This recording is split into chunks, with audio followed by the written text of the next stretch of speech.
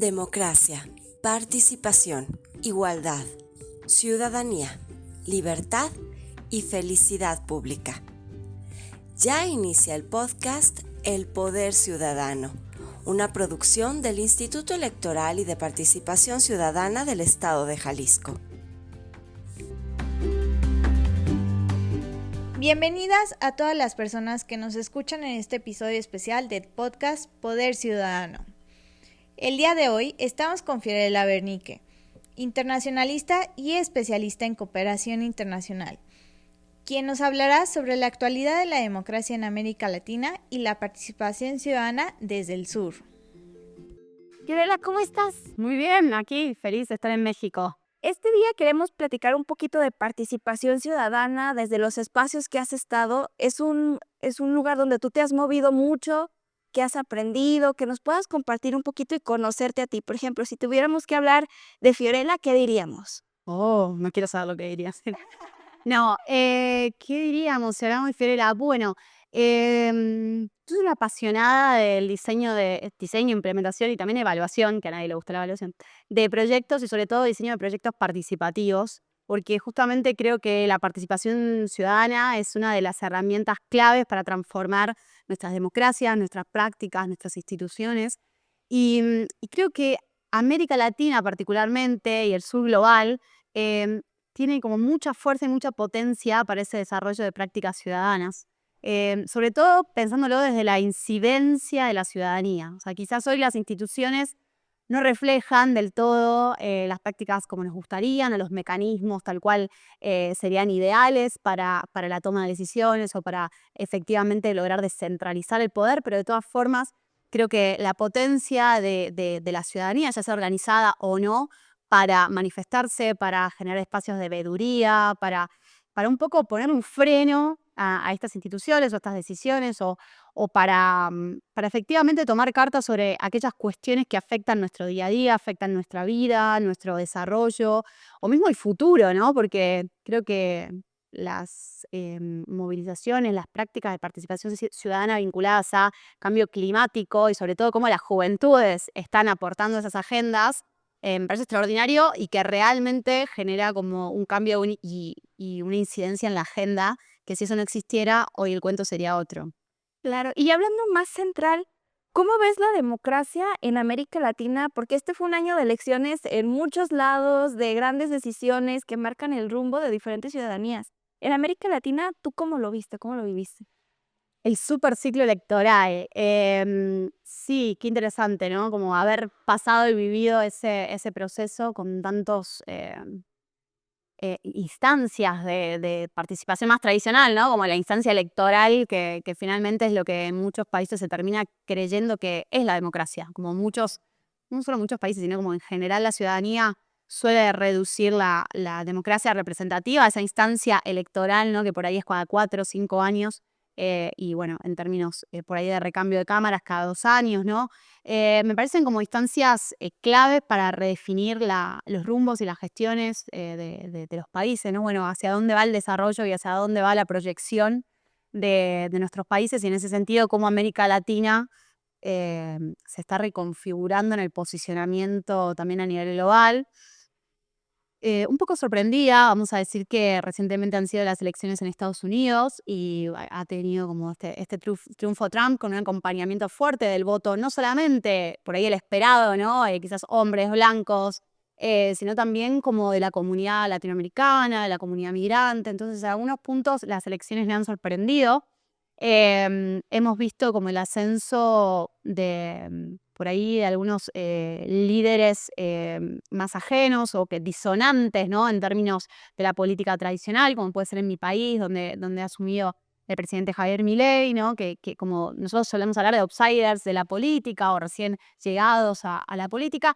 Y eso a mí un poco lo que me levanta algunas alarmas o hoy tengo puesto un poco el foco en eso, tiene que ver con los valores democráticos, ¿no? Entonces, ¿qué nos reflejan estas elecciones respecto al rumbo de nuestra democracia? Pero no solo en términos de gestión, o sea, bueno, a ver qué hará o no Trump en los próximos 4 años, sino justamente cómo está viendo la ciudadanía, ¿no? Estos procesos y esta evolución de la democracia, porque se está votando de cierta manera, ¿no? Que quizás en muchas oportunidades termina siendo o se ve como reflejado en contra de los propios intereses de esa misma ciudadanía, ¿no? O sea, yo votando en contra de mis propios intereses, como suena contradictorio, sí, contradictorio totalmente.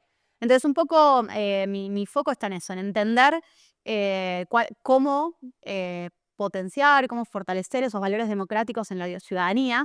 Y por eso vuelvo a la participación ciudadana. O sea, creo que esos procesos de sensibilización, de acompañamiento, en muchos casos hasta de alfabetización, aunque suene por ahí medio como extremo o alarmante, son centrales para estas instancias, ¿no?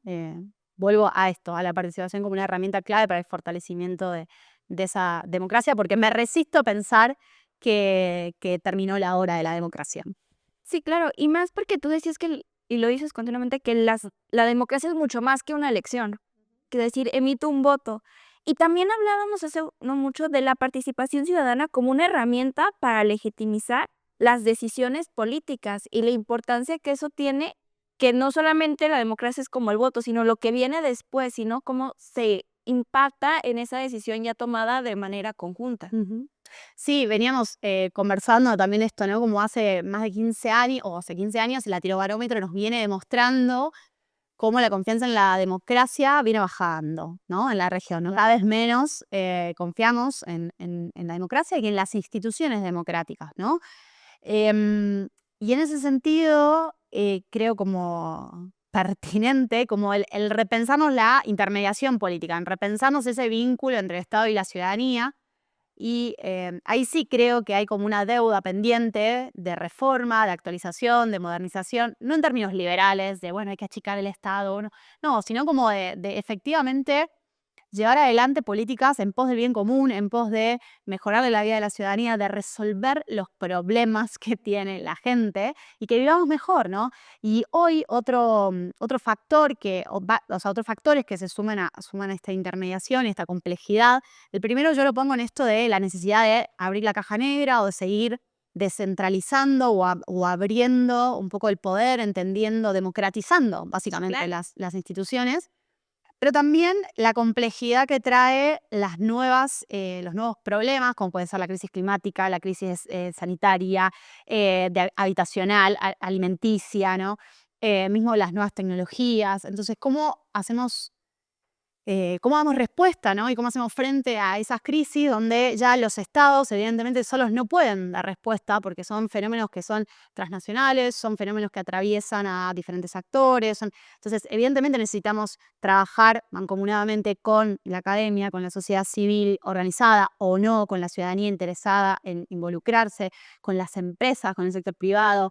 Entonces, creo que ese nuevo ejercicio de gobernanza es una gimnasia que hay que empezar a hacer o que hay que empezar a potenciar justamente para dar respuesta a una nueva intermediación y otra nueva vinculación con la ciudadanía, donde lo mismo, creo que para potenciar esa democracia se tienen que abrir más instancias de participación, mejores instancias de participación de mayor calidad, donde la ciudadanía efectivamente sienta que hay un resultado concreto de su participación. No te digo, bueno, la incidencia de, bueno, sí, logré modificar esa ley, ¿no? Como, bueno, entiendo que no es tan fácil, entiendo que son procesos, pero sí que haya como esa posibilidad de cambio, de escucha, de transformación y no que sea como, bueno, tiempo perdido o una legitimación de funcionarios o políticas que ya estén predefinidas de antemano, ¿no? Entonces eso creo que es fundamental. Y había y después, luego, en relación a las tecnologías, también nada, hacer uso de las tecnologías y ver cómo estas pueden jugar a favor de la democracia y no justamente en contra, ¿no? Es como, bueno, ¿qué regulación sí tenemos que implementar para que justamente esa tecnología la usemos a nuestro favor? Bueno, tenemos ley de datos, ¿no? Tenemos ley de datos, ¿qué sucede con eso, no? Yo creo que ahí también es importante encontrar cuáles son los puntos que nos permitiría potenciar nuestro trabajo, mejorar nuestra democracia y hacer uso de esas herramientas vinculadas con otras. O sea, hablamos de tecnologías emergentes que van más allá de inteligencia artificial, pero si focalizamos en inteligencia artificial, diría también pensar en las otras inteligencias, ¿no? Entonces, como, bueno, ¿cómo se conjuga la inteligencia artificial con la inteligencia colectiva, con las cuestiones ancestrales que nosotros ya tenemos, ya conocemos, que están acá, ¿no? Como, bueno, creo que hay que hacer como todo un ejercicio de repensar o de redefinir esa gobernanza. Y de vuelta, no en términos de modernización liberal, sino justamente en ayornarnos en función del contexto y que la ciudadanía, más allá del contexto que, como decía, implica resolver problemas complejos, también cambió, ¿no? Entonces, como también exige más al Estado, también le exige más a sus gobernantes, sobre todo a nivel local, ¿no? Pero en términos generales hay mucha más veeduría ciudadana, mucho más como búsqueda de, che, tengo este problema y me lo tienen que solucionar y quiero solucionarlo y lo quiero solucionar ahora. Claro. Como un aumento en esas demandas. Entonces, bueno, ver cómo ahí también se logra una reestructuración. Y otro cambio que veo en la ciudadanía es como ya quizás las luchas pueden llegar a ser como más transversales. Entonces, de repente, las luchas o los activismos, me refiero, quizás yo defiendo o mi causa es la cuestión ambiental y no tiene que ver o no responde a una práctica partidaria. Y yo puedo estar o no vinculado a un partido político y militar o no en un partido político, pero defender una causa, ¿no? Y también eso, como entiendo que en la gimnasia de interacción entre Estado y ciudadanía no está tan ayornado. Sí, claro. Justamente lo comentábamos que no necesariamente necesitas estar vinculado a un partido político o a un movimiento como social muy puntual con alguna bandera o algún color para tú saber la importancia que tiene tu participación en tu entorno, ¿no? Empezar a rescatar como estos entornos desde como ciudadano a pie, podría decirse como ciudadano común, normal, con actividades, con trabajos, con cosas del día a día. Desde tu perspectiva, ¿qué es lo más urgente que debemos hacer para recuperar la democracia? Qué preguntona. Lo más urgente que tenemos que hacer para recuperar la democracia. Bueno, creo que se requieren como una reforma fuerte, estructural, ¿no? Del sistema democrático, o sea, realmente como una reforma del Estado y justamente como esto, acercarnos al siglo en el que vivimos, acercarnos al contexto en el que estamos y abrazar como las nuevas prácticas, pero por supuesto que es una lógica de mejora del funcionamiento, ¿no? Como de, si se quiere, de flexibilizar procesos o flexibilizar sí, procesos, instancias. Por ejemplo, hablábamos más temprano de la necesidad de democratizar los partidos políticos o generar regulación respecto a cómo están o cómo avanzan los partidos políticos hacia el interior, ¿no? de su estructura y entre otras cosas. Entonces creo que esos serían como pasos que se pueden dar y que esto se tiene que hacer con participación ciudadana. O sea, yo creo que cualquier reforma que sea del Estado debería hacerse, primero, para tener más Estado y no menos, pero que ese Estado responda a una nueva necesidad de desarrollo, porque estamos bajo para lo que para mí representa una crisis del modelo de desarrollo, ¿no? Como entiendo que este sistema capitalista está justamente en crisis o en un proceso de transformación y que frente a esto la respuesta debería ser más democracia en un sentido de una democracia que garantice derechos, que esos derechos sean para todos, para todas, que se piense en estos problemas complejos que son transversales, ¿no? Y que en ese proceso de reconfiguración del Estado la ciudadanía esté presente y representada permanentemente. O sea, como si vamos a hacer esa instancia, bueno, en el diseño de esa tiene que haber instancia de participación ciudadana, en la implementación o la revisión, bueno, en todas las instancias debería, para mí, ser contemplada la participación en la forma que se considere, ¿no? Y algo no menor que veníamos también conversando, pero sí mucho más chico que lo que estamos diciendo ahora, me parece importante que también no responsabilizar solamente a la ciudadanía. O sea, por un lado sí me parece importante que cada quien, ¿no? Como ciudadano o ciudadana, pueda pensar sus prácticas y de esa manera como contribuir en cierta medida a los procesos democráticos en todo sentido. Y hablaban, bueno, cuando uno saca la basura a deshora, cuando uno cumple con determinada normativa, ¿no? Bueno, ok, ¿cómo yo estoy funcionando en función de eso mismo en el modelo de desarrollo? Bueno, ¿qué yo estoy consumiendo, no? O sea, ¿estoy consumiendo fast fashion o efectivamente me estoy comprometiendo con el desarrollo local y con un uso correcto de los recursos, ¿no? Bueno, desde ese lugar me parece que es importante ser conscientes, pero tampoco me parece que se puede delegar la responsabilidad única en la ciudadanía, ¿no? Como, bueno, ese cambio no va a suceder del ciudadano de a pie, sino que tiene que ser un cambio sistémico y estructural. Sí, entonces sería la propuesta un cambio en conjunto, ¿no? Un cambio en conjunto. Y en el caso, por ejemplo, de América Latina, que luego nosotros sugerimos mucho de que, pues el fast fashion, o que nos gusta mucho internacionalizarnos, sería más bien como buscar como cosas más locales, ¿no? Como apoyo más local y centrarnos más como en qué está pasando a mi alrededor y en dónde puedo yo apoyar. Me gusta lo que decís. Sí, creo que tiene que ver con mayor conciencia de cómo son los procesos, ¿no? Como, ok, yo tengo esta botella de agua, ¿de dónde viene? ¿Qué es lo que implica, no? Y creo que la tecnología nos lleva también mucho a eso. Perfecto, le voy a preguntar esta pavada al ChatGPT. ¿Qué se mueve detrás de ese mecanismo y cuánto gasto hay de agua, de luz, ¿no? Como qué impacto tiene cada uno de mis movimientos. Y yo sé que vivir así también es un poco complicado y que quizás hasta un poco tedioso, ¿no? Pero digo, no digo cada movimiento que haga estar constantemente pensando, pero sí ser más conscientes de ese proceso, de como la botella no viene de la nada, este plástico, cuánto tarda en desaparecer o en volver a... Entonces sí ser como más conscientes en nuestro uso, ¿no? Y en términos de lo que vos decías, creo que América Latina tiene como muy arraigado eso por ahí de mirar al norte, como al norte global, como referente en muchos aspectos, o como mismo las teorías de desarrollo, ¿no? Como que planteaban, bueno, es una escalera, el desarrollo no es como una escalera, una tendencia, un proceso al que uno va ascendiendo, entonces como nosotros imita como el orden y progreso, ¿no? Esta búsqueda de ser igual a Europa o crecer como Europa y comprar espejitos de colores de ese modelo de desarrollo. Creo que Europa está hablando de crecimiento, ¿no? O sea, ya no hablan de crecimiento, entonces, bueno, ver nosotros ahí cuáles son nuestras prácticas, qué modelos alternativos de producción tenemos, o sea, con qué materiales efectivamente son más nobles y podemos llegar a utilizar en determinados procesos, instancias y demás. O cómo consumimos, si consumimos como el comercio local, el comercio de cercanía, digo, ¿no? Este tipo de cuestiones que parecen menores, pero luego tienen bastante impacto en el desarrollo. Y también, idealmente, eso podría promoverse desde el gobierno, ¿no? Y desde promover políticas que sean tendientes a ese tipo de desarrollos y modelos, y no del consumo, del aumento del consumo y la búsqueda permanente de, no sé, esta lógica capitalista de más y más consumo, por lo menos, o no, digo, por ejemplo, nosotros trabajamos mucho innovación, ¿no? Claro. Y muchas veces la innovación mismo en las empresas es como la búsqueda de la novedad permanente y correr por tener o el último software o el último desarrollo o el último iPhone, digo, pensando en un consumo personal.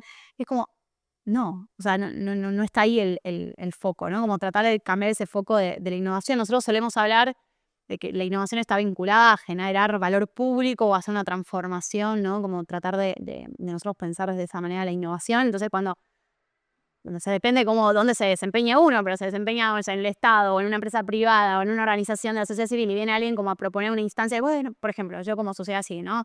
Vienen a proponer, no, hay que generar esta plataforma porque tal cosa, y de repente no es una necesidad. Entonces, ¿por qué vamos a generar cualquier producto, plataforma, etcétera, si no existe una necesidad, con todas las necesidades que sí existen, ¿no? Entonces, como eso, de buscar solucionar los problemas públicos que tenemos, que son muchos, que son profundos, que son complejos, y utilizar ya sea la tecnología o lo que consideremos para dar respuesta a eso, ¿no? Y como de vuelta, volver a tratar de mejorar la vida de la gente, y tratar de vivir en un mundo mejor, y tratar de contribuir a que no aumente o empeore la crisis climática, ¿no? Como ser un poquito más conscientes de que todos los recursos son finitos, vivimos en un planeta que ya la cagamos un montón, y perdón por el término, pero que, digamos, tenemos que ser conscientes de esto porque ya estamos en un límite, me parece. Como siento que no quiero ser muy negativa ni catastrófica, ¿no? Pero bueno, estamos en una instancia compleja y es necesario como detenernos y repensar nuestras prácticas. Perfecto. Entonces nos quedamos con formar parte de la sociedad activamente, de mantenernos informados, de no perdernos como en toda esta sobreinformación que nos bombardea e enfocarnos en estas problemáticas que en realidad tenemos enfrente, ¿no? Buscar estas soluciones. Para cerrar como algún pensamiento para englobar esta práctica, ¿con qué mensaje, si nos pudiéramos quedar con un mensaje de todo esto, cuál serías? Para mí el mensaje tiene que ver con la confianza, con confiar en la transformación que podemos generar desde el sur. O sea, creo que nosotros desde el sur tenemos mucha potencia, somos muy resilientes, tenemos mucha capacidad de trabajo, nos involucramos en los procesos, tenemos un gran trabajo territorial, conocimiento de nuestros territorios, tenemos una gran tradición, digamos, de ancestralidad, tenemos una fuerte identidad que muchas veces las perdemos o se desdibuja, pero que también rápidamente podemos como recuperar esa, ¿cómo decirlo? Esa cosmovisión, ese imaginario, ¿no? De sur y de potencia. Creo que el contexto en el que vivimos, que como ya dijimos, ¿no? Es como es de policrisis o de multicrisis y que no la tenemos fácil. Sí, ¿no? Pero sí tenemos herramientas y tenemos con qué. Yo creo que lo que nos falta es confianza en nuestras formas de dar respuesta a eso. Y digamos, como confiar en nuestra ancestralidad y confiar en nuestras prácticas. Como no es necesario mirar hacia otro lado para encontrar soluciones, sino justamente hoy tenemos que mirar hacia nuestros territorios y ver qué es lo que podemos hacer para mejorar justamente la vida, los procesos, el entorno, en función de nuestras necesidades, sin alejarnos de el norte, Sí, o no, es que, no digo alejarnos del mundo, ¿no? O sea, somos global players y está buenísimo y que así sea y posicionémonos, pero siempre desde una construcción y un desarrollo mucho más genuino. Muy bien. Muchísimas gracias, Fiore, por tu tiempo, por el espacio y agradecemos mucho tenerte aquí el día de hoy. Nos vemos. Democracia, participación, igualdad, ciudadanía, libertad y felicidad pública. Una producción del Instituto Electoral y de Participación Ciudadana del Estado de Jalisco.